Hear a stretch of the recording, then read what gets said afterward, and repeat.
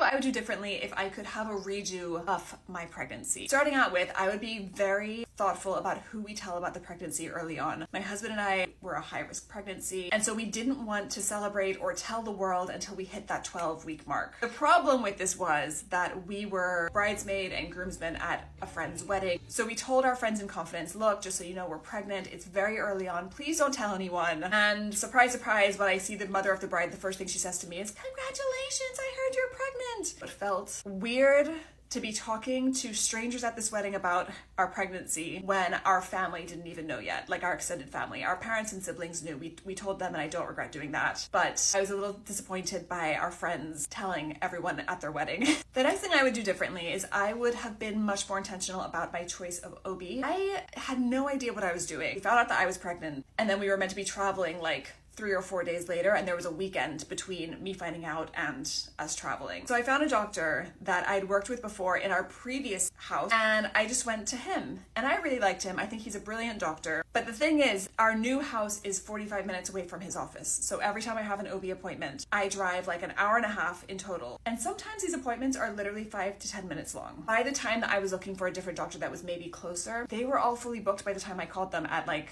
5 months pregnant, 6 months. They were like, we don't take people who are that far along. So if I could have my time again, as soon as I found out I was pregnant, I would have started asking people and shopping around. The next thing I wish I'd done is I wish that my husband and I had taken the time to have a baby moon. It makes me so sad that we will never again have a holiday just the two of us, or at least not for the next foreseeable future. We've had so much going on that it just wasn't a priority, but I think it's something that we're going to regret.